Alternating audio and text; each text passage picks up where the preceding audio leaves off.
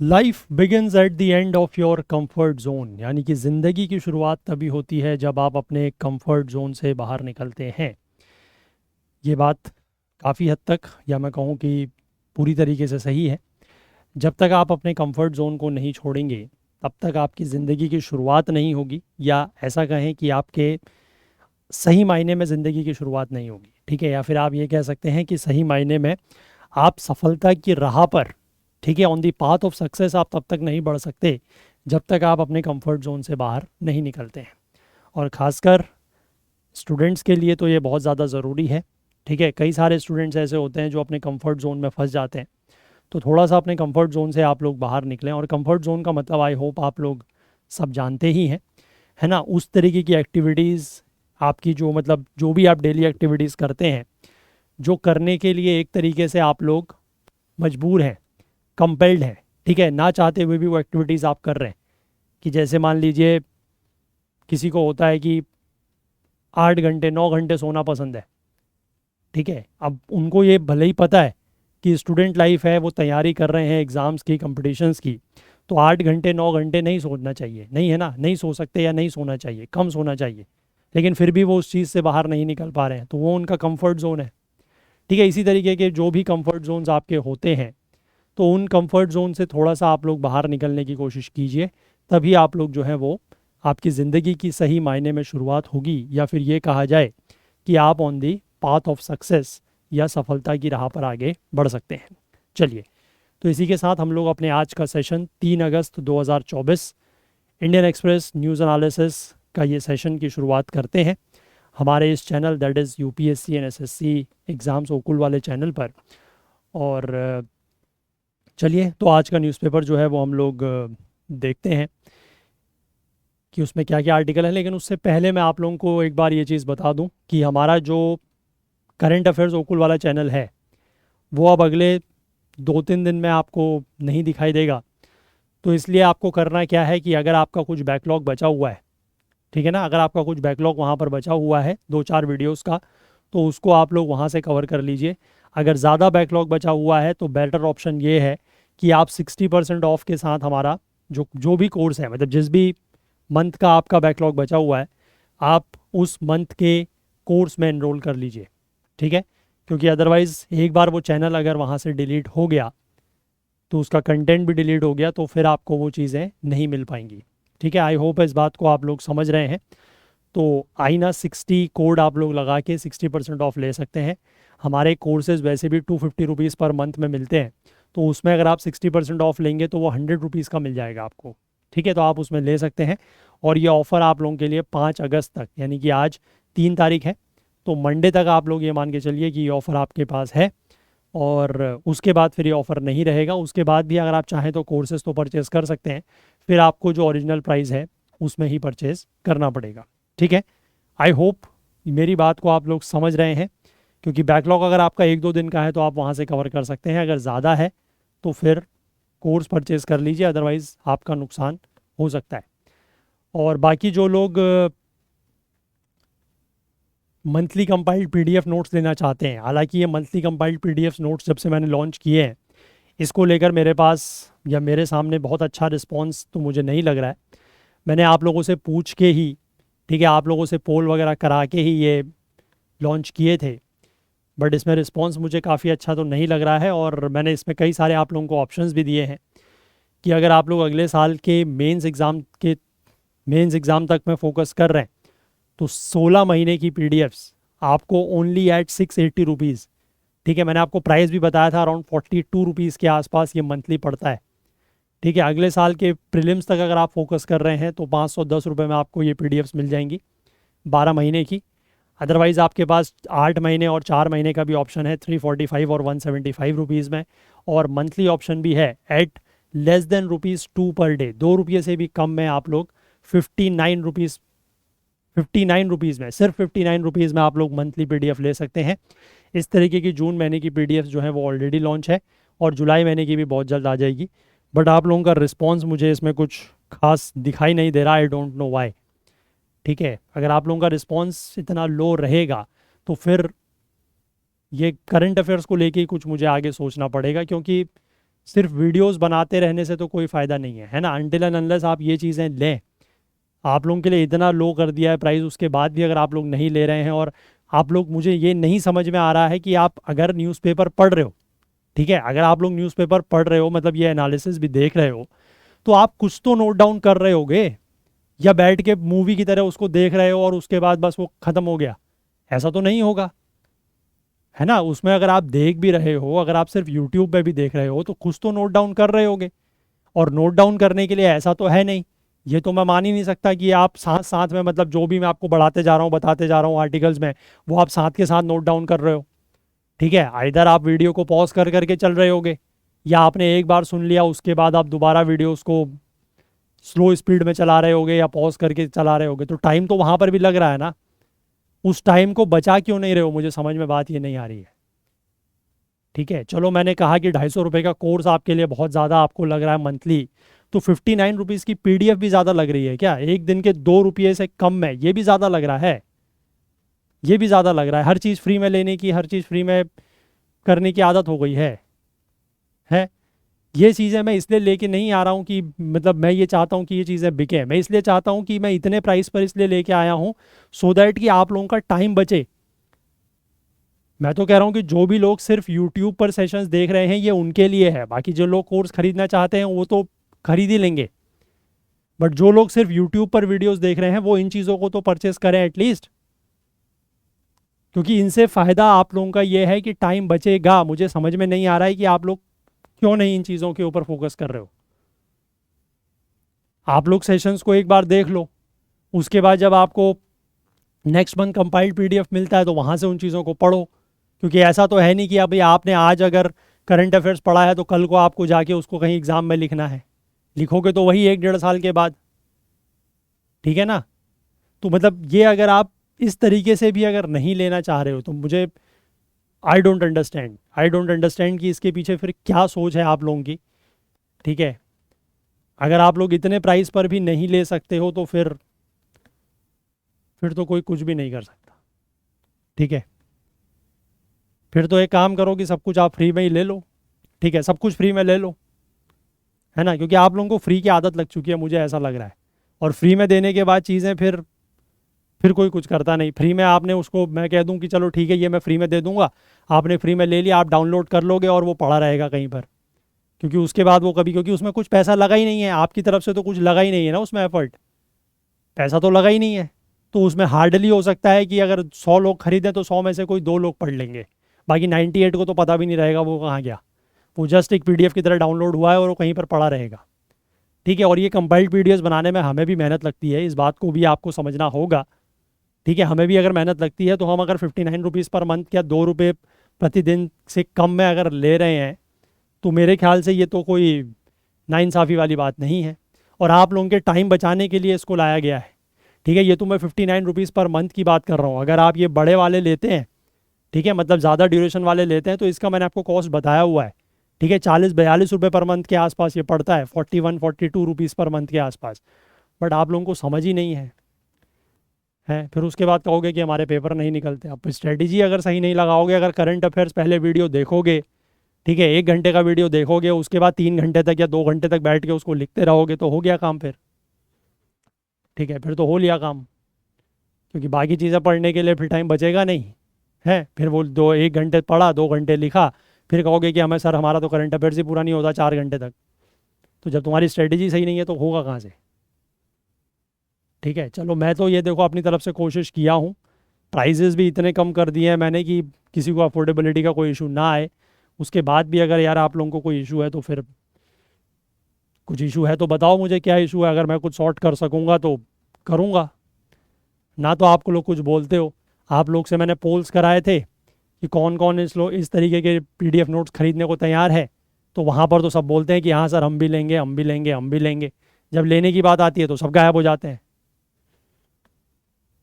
तो या तो बोला मत करो। जैसे मैंने एक बार बीच में हिंदू के कोर्स की बात की थी कि हिंदू का मैं पीडीएफ नोट्स का एक कोर्स लाऊंगा, तो उसमें आप लोगों ने साफ साफ मना कर दिया कि सर वो हमें वो काम का नहीं लग रहा है।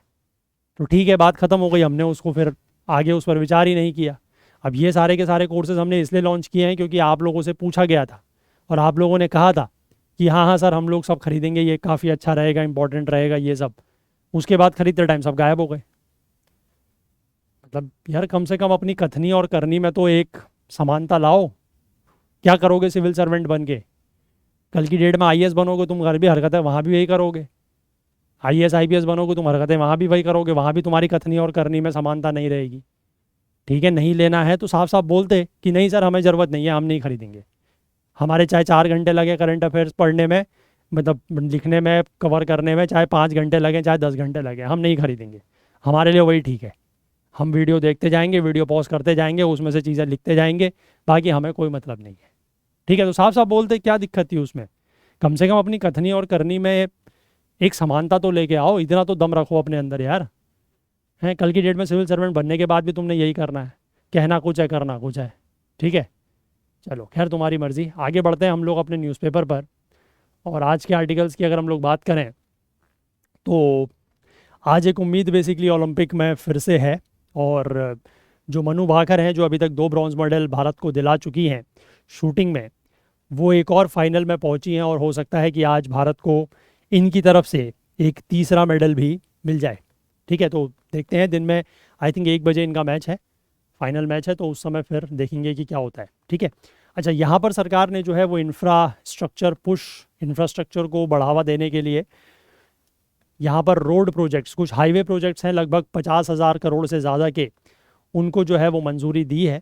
और ये जो प्रोजेक्ट्स हैं इनमें से 8 प्रोजेक्ट्स, 8 हाईवेज़ की यहाँ पर बात की गई है, जिनमें से 8 में से 4 प्रोजेक्ट्स जो हैं वो बिल्ड ऑपरेट और ट्रांसफ़र मोड यानी कि बीओटी मोड या बीओटी मॉडल के अंतर्गत, जो पब्लिक प्राइवेट पार्टनरशिप या पीपीपी मॉडल होता है उसके अंतर्गत बिल्ट ऑपरेट ट्रांसफ़र एक मोड होता है, that is built operate transfer, that is BOT mode, उसके थ्रू बनाए जाएंगे। ठीक है, बिल्ट ऑपरेट ट्रांसफ़र में क्या होता है कि जैसे इसमें प्राइवेट सेक्टर इन्वॉल्व होगा, तो प्राइवेट सेक्टर जो है वो पहले बनाने का काम प्राइवेट सेक्टर करेगा।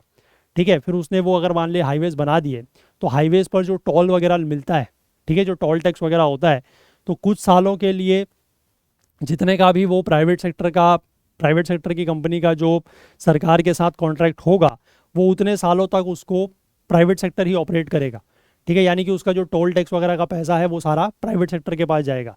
और कुछ सालों के बाद जब प्राइवेट सेक्टर को ये लगेगा, उस प्राइवेट सेक्टर की कंपनी को ये लगेगा कि जितना उसकी लागत उसमें बनाने में आई थी उतना उसका रिकवर हो गया है, तो उसके बाद फिर वो जो हाईवे है उसका पूरा का पूरा ऑपरेशन जो है वो ट्रांसफ़र कर दिया जाएगा गवर्नमेंट को।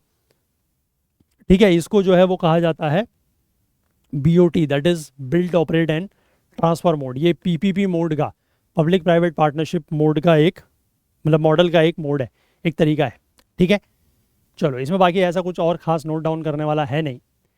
हम लोग इसके बाद आगे बढ़ेंगे। फ्रंट पेज पर कोई ख़ास न्यूज़ नहीं है, मैं सिर्फ 2 न्यूज़ और कवर करूँगा क्योंकि बीच में, मतलब आज कुछ ज़्यादा आर्टिकल्स है नहीं, और एक आर्टिकल मैं आप लोगों को पढ़ने के लिए दूंगा, तो वो आप लोग ज़रूर पढ़िएगा।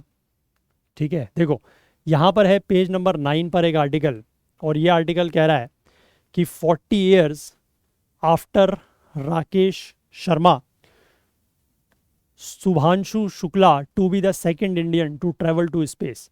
यानी कि राकेश शर्मा जो हैं वो पहले भारतीय थे जो स्पेस में ट्रैवल किए थे 1984 में सोवियत स्पेस क्राफ्ट के थ्रू। उसके बाद दूसरे जो इंडियन होंगे, भारतीय होंगे, जो स्पेस में ट्रैवल करेंगे, उनका नाम है शुभांशु शुक्ला। ठीक है, ये है शुभांशु शुक्ला, ये जो है वो ट्रैवल करेंगे। ठीक है, देखो ग्रुप कैप्टन है ये, इंडियन एयरफोर्स में ग्रुप कैप्टन है। और Shubhanshu Shukla will most likely मतलब चांसेस इन्हीं के ज़्यादा हैं, most likely become the first Indian in space in 40 years. ठीक है, 40 साल के बाद पहले भारतीय होंगे जो स्पेस में जाएंगे, क्योंकि इंडियन स्पेस रिसर्च ऑर्गेनाइजेशन यानी कि इसरो ने इनका जो नाम है वो एज अ प्राइम एस्ट्रोनॉट रखा है for the first ISRO and NASA mission to the international space station. इसके बारे में हम लोगों ने हालांकि बात की है, ये एक्सियोम 4 प्रोजेक्ट के बारे में हमने बात की थी। ठीक है, नासा और इसरो का ये एक जॉइंट मिशन है जो कि इंटरनेशनल स्पेस स्टेशन में कुछ एस्ट्रोनॉट्स को लेके जाएगा। टोटल 4 एस्ट्रोनॉट्स यहाँ पर जाएंगे, जिसमें से एक जो है वो ये रहेंगे। ठीक है, और ये जो मिशन है ये इस साल के अक्टूबर के बाद होगा, मतलब एग्जैक्ट डेट अभी फिक्स नहीं है, बट आफ्टर अक्टूबर ये होगा। तो इसरो ने यहाँ पर ये कहा है कि इन्होंने ये शुभांशु शुक्ला इनको सेलेक्ट किया है, 39 एज के ये हैं। और एक और है दैट इज़ ग्रुप कैप्टन प्रशांत बालकृष्णन नायर, ये 48 ईयर्स के हैं। इन दोनों को चूज़ किया गया है फॉर द एक्सियोम 4 मिशन, ठीक है। और उसमें से भी जो शुभांशु शुक्ला है उनको as a prime astronaut name किया गया है। प्राइम एस्ट्रोनॉट का मतलब है कि he would be the one who would go to the international space station, ठीक है। प्राइम एस्ट्रोनॉट मतलब कि 2 लोगों को वैसे सेलेक्ट किया गया है, लेकिन 2 में से शुभांशु शुक्ला जो है वो प्राइम एस्ट्रोनॉट है, यानी कि वो जाएंगे। और अगर इन केस वो नहीं जा पाते हैं तो उनकी जगह बैकअप के रूप में ये जो नायर हैं दैट इज़ प्रशांत बालकृष्ण नायर, इनको एज अ बैकअप रखा गया है, ठीक है। अगर मान लीजिए किसी भी कारण की वजह से ये जो शुभांशु शुक्ला हैं अगर ये नहीं जा पाते हैं तो फिर ये प्रशांत बालकृष्ण नायर जो हैं ये जाएंगे, ठीक है। अब इसके बाद देखिए यहाँ पर वही चीज़ लिखी गई है कि अभी तक सिर्फ एक ही भारतीय हैं जो स्पेस में गए हैं, जिनका नाम है राकेश शर्मा, और ये विंग कमांडर हुआ करते थे। और सोवियत स्पेस क्राफ्ट में 1984 में ये स्पेस में गए थे। और शुक्ला और नायर जो हैं, शुभांशु शुक्ला और प्रशांत बालकृष्ण नायर, ये दोनों उन 4 इंडियन एयरफोर्स ऑफिसर्स में से हैं जिनको भारत के पहले manned space mission that is Gaganyaan mission के लिए सेलेक्ट किया गया है, ठीक है। जो कि अब उम्मीद है, वैसे बात की जा रही थी कि 2024 के अंत तक ये गगनयान मिशन हो जाएगा, बट अब चांसेस ये हैं कि ये नेक्स्ट ईयर हो सकता है, ठीक है। The 2 will undergo further mission specific training for the next 8 weeks, ठीक है। अब ये 2 लोग जो हैं ये फिर से मिशन स्पेसिफिक ट्रेनिंग इनकी अगले 8 हफ्ते तक होगी। अब ये जो पूरा का पूरा प्रोजेक्ट है मैंने आपको बताया था दैट इज़ एक्सियोम 4, इसके बारे में भी हमने कुछ दिनों पहले बात की थी। एक्सियोम 4 जो है वो चौथा मिशन है private space company axiom space के द्वारा इन कोलैबोरेशन विद नासा। ये प्राइवेट मिशन है, ध्यान रखना, it is a private space company का ये मिशन है जिसका नाम है एक्सियोम स्पेस, और नासा के साथ ये कोलैबोरेशन में हो रहा है। द स्पेस क्राफ्ट जो है इसको स्पेस एक्स के रॉकेट से, ठीक है, स्पेस एक्स के रॉकेट से इसको लॉन्च किया जाएगा। और अभी तो आपको पता है कि स्पेस एक्स का रॉकेट जो है वो एक बार टेक डाउन उसका किया गया था, ठीक है, उसमें कुछ गड़बड़ी आई थी तो उसका टेक डाउन किया गया है। तो अभी जब तक उसको वैसे भी अप्रूवल नहीं मिलता तो स्पेस एक्स से अभी रॉकेट से कोई लॉन्च वगैरह होगा नहीं, ठीक है। तो इसीलिए कहा जा रहा है कि अक्टूबर से पहले ये नहीं होगा, but it could be delayed as well, ठीक है। अब इसके अलावा यहाँ पर लिखा है कि ये जो शुक्ला हैं इनके अलावा 3 और एस्ट्रोनॉट्स हैं, एक पोलैंड से, एक हंगरी से और एक यूनाइटेड स्टेट से, जो इनके साथ स्पेस में जाएंगे, ठीक है। और इंडिया की जो पार्टनरशिप है इस मिशन में, मतलब इसरो की जो पार्टनरशिप है नासा के साथ इस मिशन में, that was a result of an agreement. ये नई दिल्ली और वॉशिंगटन यानी कि इंडिया और अमेरिका के बीच में जो है एक एग्रीमेंट, एक समझौता हुआ था जब पिछले साल प्रधानमंत्री मोदी अमेरिका गए थे अपनी यात्रा पर उस दौरान, ठीक है। और ये बाकी तो एक्सियोम 4 के बारे में मैंने आपको डिटेल में बता ही दिया था कि ये 14 दिन तक जो है वो आईएसएस के साथ डॉक्ड रहेगा और एस्ट्रोनॉट्स के साथ साथ ये कार्गो और कुछ इंटरनेशनल स्पेस स्टेशन के लिए सप्लाई भी कैरी करेगा। इसकी एग्जैक्ट डेट तो पता नहीं है, लेकिन नासा ने अपनी वेबसाइट में वही कहा है कि अक्टूबर 2024 से पहले नहीं होगा। लेकिन जो पोलैंड की स्पेस एजेंसी है दैट इज़ पोल्सा, उसने ये कहा है कि ये जो मिशन है वो अगले साल से पहले होने के चांसेस नहीं हैं, ठीक है। अब ये शुक्ला के बारे में यहाँ पर थोड़ा सा बताया गया है कि ये 39 साल के हैं, 39 इनकी एज है, और ये यूपी के लखनऊ से हैं, ठीक है। बाकी इनके बारे में आपको मैं आर्टिकल में शेयर कर दूंगा, ये एक बार आप चाहें तो पढ़ लीजिएगा, बट इसके आगे का पार्ट इज़ नॉट इम्पॉर्टेंट, ठीक है। यहाँ तक जो चीज़ें मैंने आपको बताई, और नाम इनका ज़रूर याद रखिएगा क्योंकि पर्सन इन न्यूज़ के रूप में पूछा जा सकता है कि किसको जो है वो सेलेक्ट किया गया है स्पेस में जाने के लिए, क्योंकि बहुत बड़ा इवेंट है ना। इससे पहले सिर्फ एक ही आज तक जो है वो इंडियन स्पेस में गए हैं दैट इज़ राकेश शर्मा, तो उनके बाद ये दूसरे व्यक्ति हो सकते हैं जिनका नाम है शुभांशु शुक्ला, ठीक है। आई होप क्लियर है बात।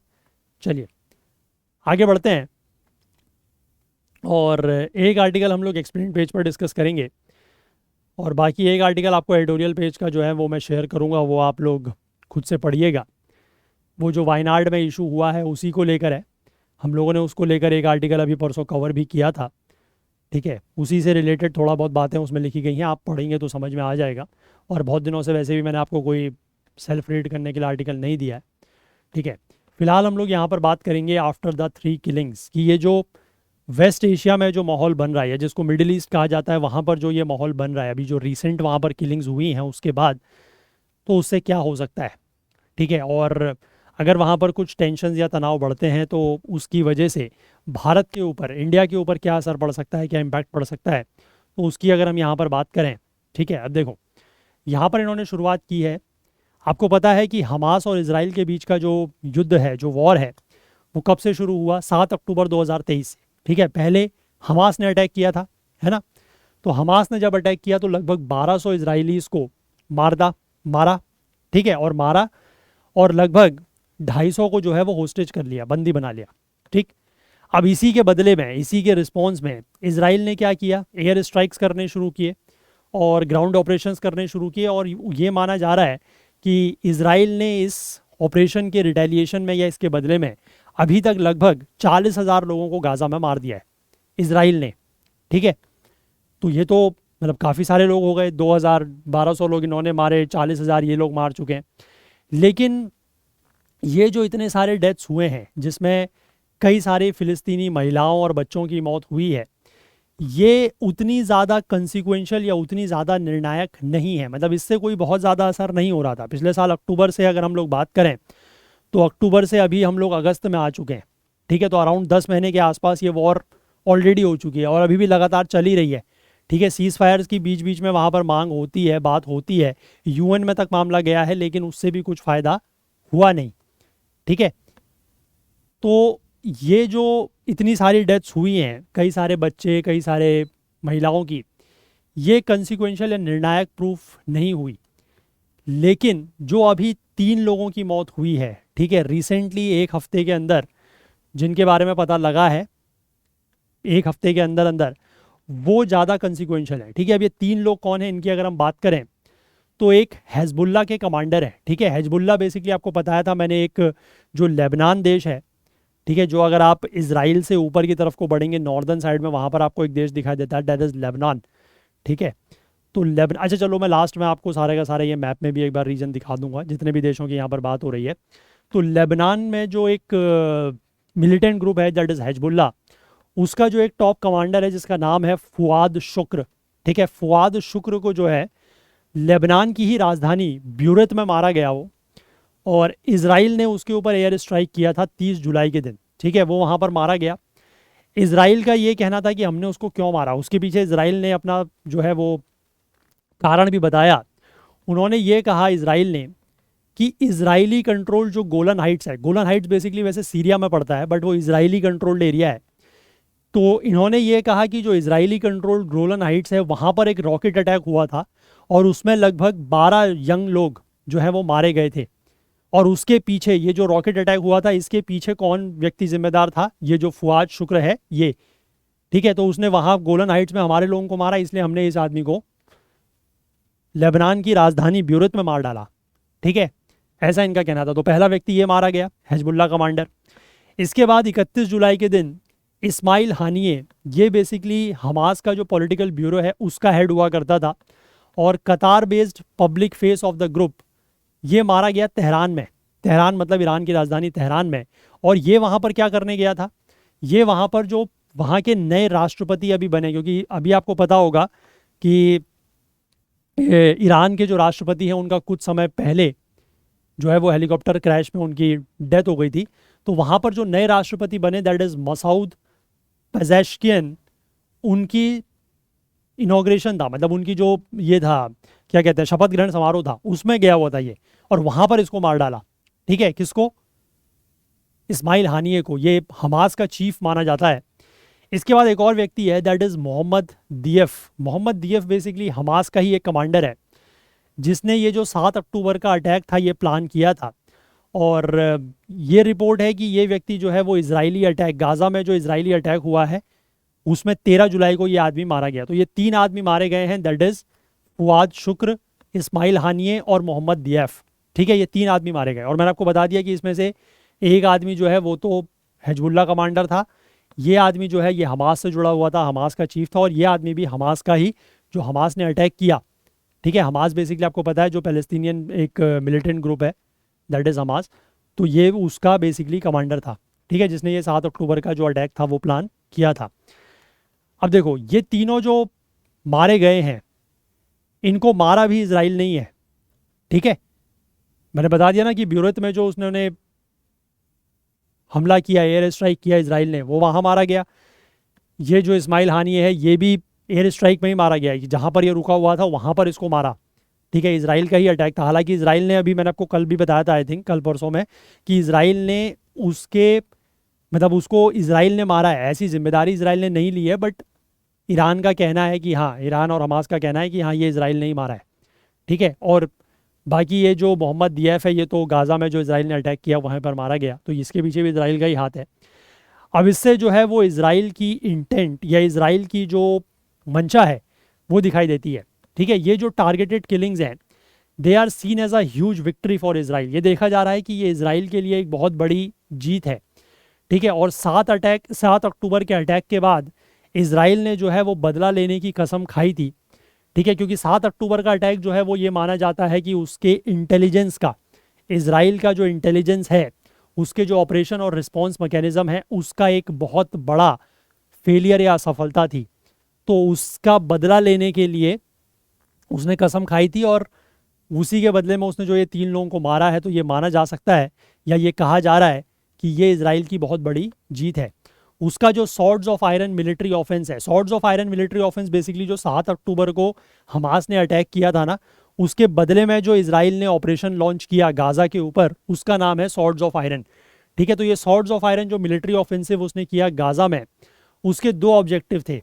पहला ऑब्जेक्टिव तो ये था कि हमास जो है उसको पूरी तरीके से ख़त्म कर दिया जाए, और साथ ही साथ जो इसके कुछ लोगों को बंदी बनाया गया था हमास के द्वारा उनको छुड़ा लिया जाए।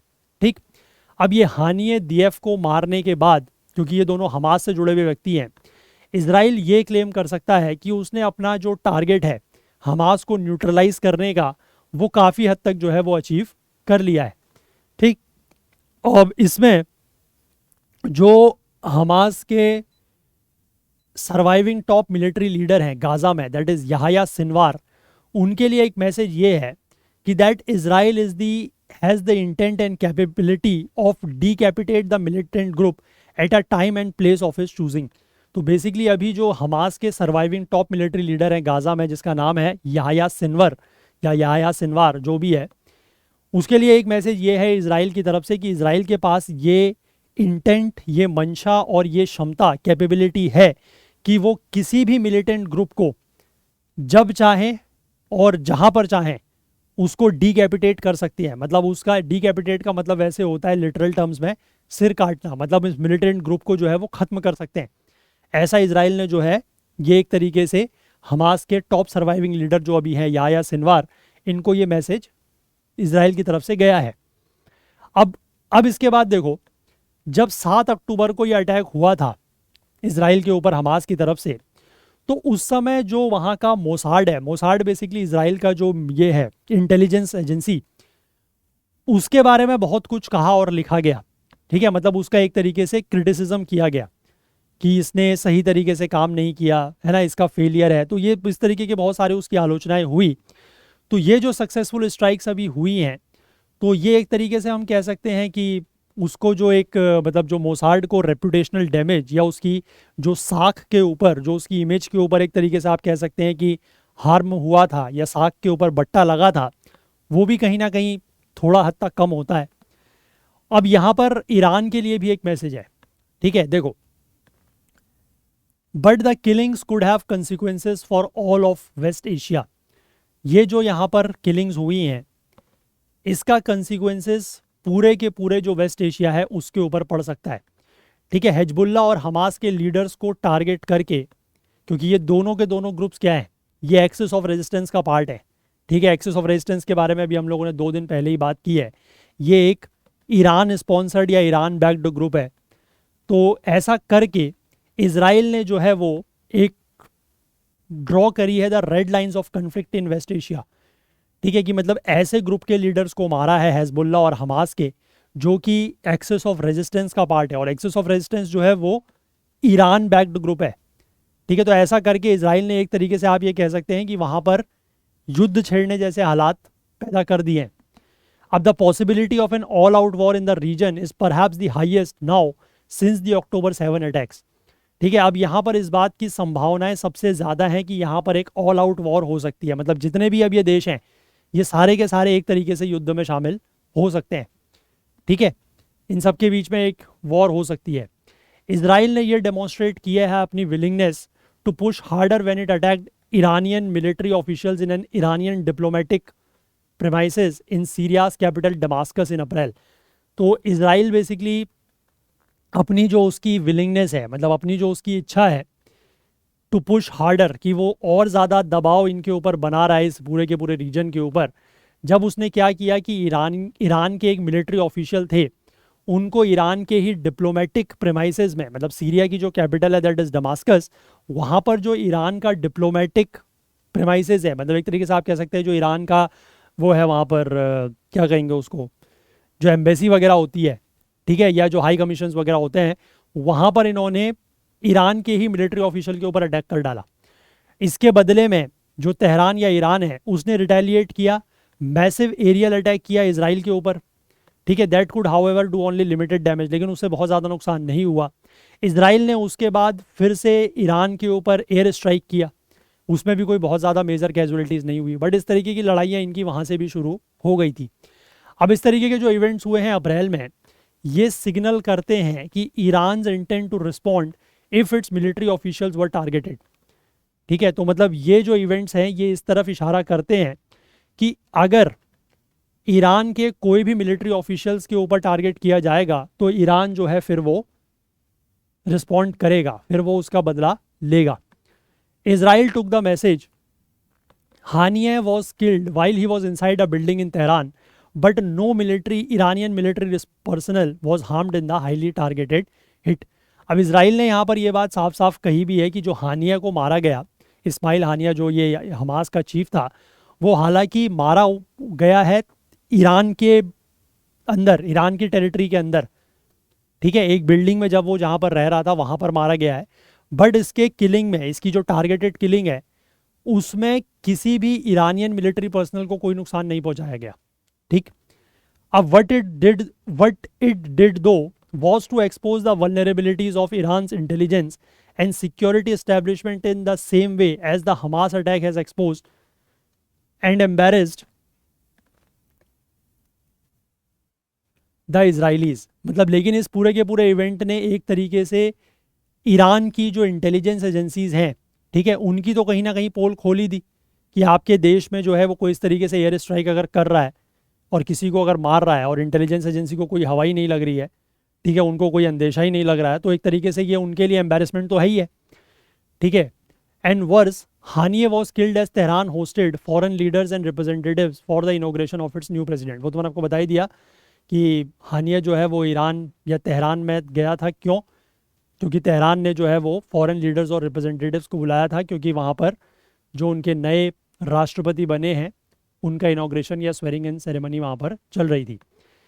अब टू टारगेट हानिये इन कतार N ally of United states would have had complicated consequences for Israel. अब देखो यहाँ पर इसमें यह लिखा है कि अगर हानिये के ऊपर कतार में अगर अटैक किया जाता, ठीक है, क्योंकि कतार बेसिकली यूनाइटेड स्टेट्स का एक एलाई है, तो इसके कॉन्सिक्वेंसेज जो है वो और ज़्यादा कॉम्प्लिकेटेड होते, ठीक है। लेकिन by killing him under the nose of Iran revolutionary guards corps in Tehran, Israel ने, और ईरान में मतलब इसको जब मारा तो उससे इसराइल ने एक संदेश ये दिया है कि ईरान की जो सिक्योरिटी अम्ब्रेला है वो हमास के लीडर्स को नहीं बचा सकती। तो ये एक संदेश दिया है उसने, इसराइल ने, वहाँ मार के। इसके बाद जो ये फुआद शुक्र है, इसको हेजबुल्ला के स्ट्रॉन्ग होल्ड, क्योंकि हेजबुल्ला बेसिकली मैंने आपको बताया कि लेबनान का ही मिलिटेंट ग्रुप है और लेबनान की जो राजधानी है ब्यूरेत, वहाँ पर इन्होंने इसको मारा है। उसने भी एक इसी तरीके का मैसेज दिया है, the military capabilities of the Iranian proxy in Lebanon across Israel's northern border are in fact more formidable than those of Hamas. जबकि वहाँ पर इनका जो मिलिट्री कैपेबिलिटीज़ हैं वो ज़्यादा स्ट्रॉन्ग है, लेकिन फिर भी उन्होंने वहीं घुस के उसको मारा है ब्यूरेत में, लेबनान की राजधानी में। तो इन्होंने वहाँ पर भी वही संदेश दिया है कि ये लोग जो है वो काफ़ी ज़्यादा वल्नरेबल हैं और ये अपने इस तरीके से लीडर्स वगैरह को बचा नहीं सकते। अब इसमें तेहरान या ईरान के सामने ऑप्शंस क्या है? देखो, जो 3 टारगेट असैसिनेशंस हुए हैं और इसराइल का जो रूथलेस मिलिट्री रिस्पॉन्स है गाजा में is intended to reestablish its deterrence against Iran and its proxies. ठीक है, तो उसमें बेसिकली इसराइल जो है वो ईरान और इसके जितने भी ये साथी हैं इन सब के खिलाफ ये अपना डिटरेंस, मतलब अपना एक डर तो पैदा कर ही देगा। तो Tehran can not be expected to take it lying down. लेकिन अब तेहरान या ईरान भी ये है कि वो इसको सिर्फ, ऐसा तो है नहीं कि कोई भी उसके ऊपर हमला करता रहे, वो उसको झेलता रहेगा। ठीक है, वहाँ के जो सुप्रीम लीडर हैं दैट इज़ आयतुल्ला अल खमैनी, और जो नए प्रेसिडेंट बने हैं दैट इज़ पजेश्कियन, इन्होंने कसम खाई है कि ये भी रिवेंज लेंगे, ये भी बदला लेंगे। ठीक है, खमैनी ने जो है वो हानिए की फ्यूनरल अटैक की है तेहरान में, और कतार के जो एमिर हैं दैट इज़ शेख तमीम बिन अहमद अल थानी, वो भी फ्रंट में बैठे थे ड्यूरिंग द लास्ट राइट्स इन दोहा। ठीक है, दोहा में बेसिकली इसके लास्ट राइट्स हुए हैं ये इसके हानिए के, तो वहाँ पर जो है वो कतार के एमिर भी प्रेजेंट थे। अब देखो basically there are three scenarios on the possible Iranian response. Iran जो है वो कैसे रिस्पॉन्स कर सकता है, कैसे रिस्पॉन्ड कर सकता है, इसमें उसको लेकर तीन सिनेरियोज हैं। पहला ये है कि Iran could consider picking targets on Israeli soil and carry out a repeat of the aerial attacks of of April. कि ईरान क्या कर सकता है कि इसराइल की सॉइल पर कुछ टारगेट्स पिक कर सकता है। ठीक है, मतलब इसराइल के देश के अंदर कि ये टारगेट्स हैं, यहाँ पर हम अटैक कर सकते हैं, और वहाँ पर जो है वो एरियल अटैक्स कर सकता है। ठीक है, पहला ऑप्शन ये है। दूसरा सिनेरियो ये बन सकता है कि वो अपने जो एक्सिस ऑफ रेजिस्टेंस के पार्टनर्स हैं उनके साथ मिलके, दैट इज़ हमास, हिजबुल्ला और हाउथीज़ के साथ मिलके वो इसराइल के ऊपर कोऑर्डिनेटेड अटैक्स करें। ये भी एक ऑप्शन हो सकता है। और तीसरा ये हो सकता है कि it might target Israeli officials in third countries perhaps after waiting for some time. और तीसरा ऑप्शन ये हो सकता है कि जो इसराइल के ऑफिशियल्स हैं, ठीक है, उनके ऊपर हमला करें, लेकिन जब वो और देशों में है वहाँ पर। ठीक है, जो इसराइल के ऑफिशियल जैसे किसी भी और देश के में वो एम्बेसी में हैं, वहाँ के डिप्लोमेट्स हैं, उनके ऊपर हमला करे। ठीक है, कुछ समय के बाद ऐसा भी वो कर सकता है। तो ये तीन सिनारियो उसके सामने है। ठीक, अब देखो यहाँ पर हम बात करेंगे कि द व्यू फ्रॉम इंडिया। अब ये जो तीनों ही पोटेंशियल ऑप्शंस हैं ईरान के लिए, ये इंडिया के लिए एक चिंता पैदा करते हैं। पहले जो दो सिनेरियोज हैं उसमें ये रिस्क है कि ब्रॉडर रीजनल कन्फ्लिक्ट हो सकता है। ठीक है, एक बड़े स्तर पर जो है वो रीजनल कन्फ्लिक्ट, ये इस पूरे के पूरे क्षेत्र में जो है वो लड़ाई छिड़ सकती है। इससे होगा क्या कि जो वेस्ट एशिया में इंडियन सिटीजन्स हैं उनकी सेफ्टी, उनकी सुरक्षा जो है वो प्रभावित हो सकती है, और भारत की जो एनर्जी सिक्योरिटी है उसके ऊपर भी असर पड़ सकता है। लगभग 9 मिलियन मतलब 90 लाख के आसपास इंडियंस जो हैं वो वहाँ पर रहते हैं इस क्षेत्र में, वेस्ट एशिया में। ठीक है, और जनरली ये वो लोग हैं जो अपने परिवारों के सोल ब्रेड विनर्स हैं। ठीक है, मतलब अपने परिवारों में एक एक ही आदमी है जो कमाने वाला है, और वो लोग यहाँ पर काम कर रहे हैं, और ये रेमिटेंस का भी बहुत बड़ा सोर्स है इनमें से। और एक चीज़ तो ये हो गई कि इन लोगों का अगर यहाँ पर अगर वॉर वगैरह होती है तो इन लोगों का नुकसान होगा। ठीक है, इन लोगों की सुरक्षा की बात है। इसके बाद ये लिखा गया है कि भारत का जो 2/3 कच्चा तेल और नेचुरल गैस का जो इम्पोर्ट है, आयात होता है, वो इसी रीजन से होता है, वेस्ट एशिया रीजन से। और अगर यहाँ पर इस तरीके की कुछ हॉस्टिलिटीज़ का आउटब्रेक होता है तो इससे क्रूड ऑयल के जो प्राइजेज़ हैं, जो कच्चे तेल के दाम हैं, उसके ऊपर डेफिनेटली असर पड़ेगा। जो तीसरा सिनेरियो था कि ईरान जो है वो ऑफिशियल्स को थर्ड कंट्रीज़ में, इसराइल के ऑफिशियल्स को थर्ड कंट्रीज़ में मार सकता है, तो ये तीसरा सिनेरियो जो है इसको लेकर इंडिया ऑलरेडी फेमिलियर है, क्योंकि इजरायली डिप्लोमेट की एक वाइफ को के ऊपर अटैक न्यू दिल्ली में 2012 में किया गया था, और ये अपने आप में एक अलग डिप्लोमेटिक चैलेंज है फिर इस तरीके की समस्या से निपटना।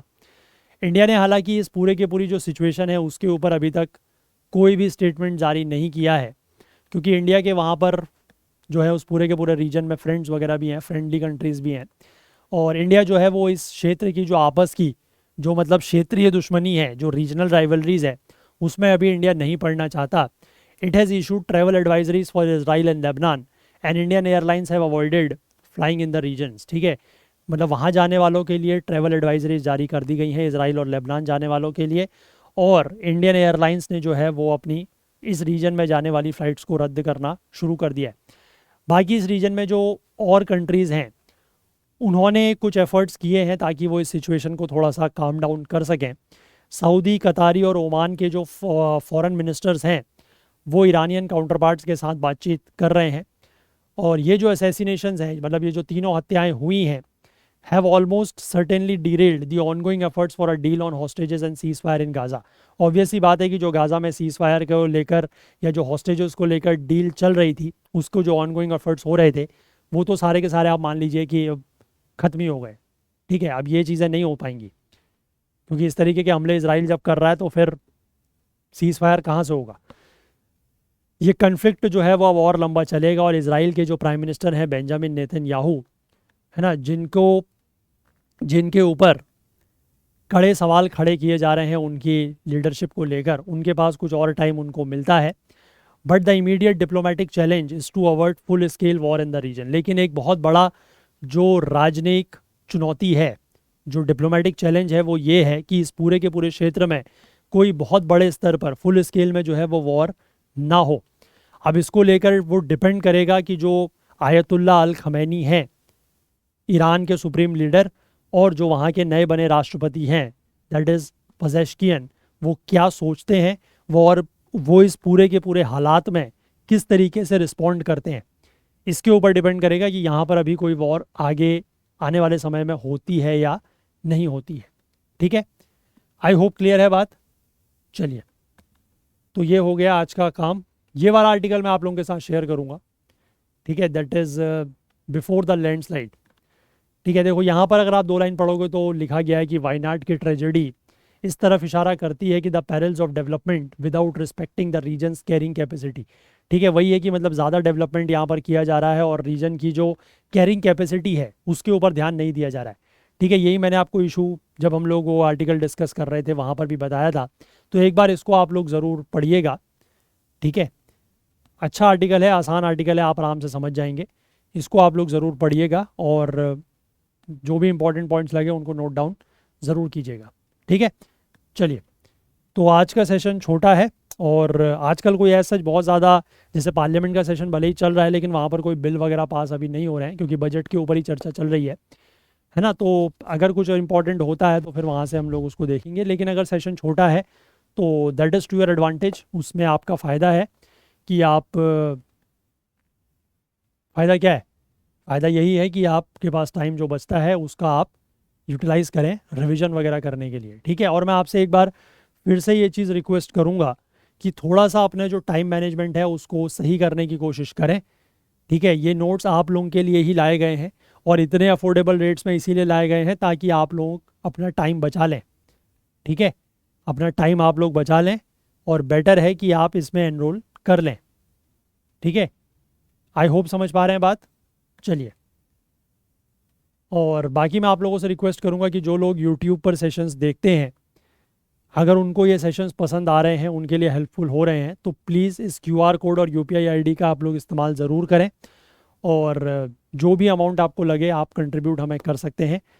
आपका सपोर्ट ही इस सेशंस को आगे लेके जाएगा, और जब तक आप लोगों का सपोर्ट है तब तक ये सेशंस चलेंगे, और जब आप लोगों का सपोर्ट होना बंद हो जाएगा तो फिर ये सेशंस को भी आगे कंटिन्यू करना हमारे लिए बहुत ज़्यादा इम्पॉसिबल है।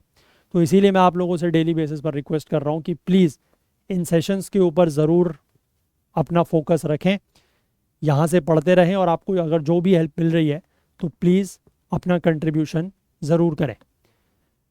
बाकी आप हमारा ऐप ज़रूर डाउनलोड करें प्ले स्टोर से, और अगर आपने हमारे किसी भी वीडियो कोर्स में एनरोल किया हुआ है तो आप वहाँ से वीडियोस को डाउनलोड करके ऑफलाइन भी देख सकते हैं।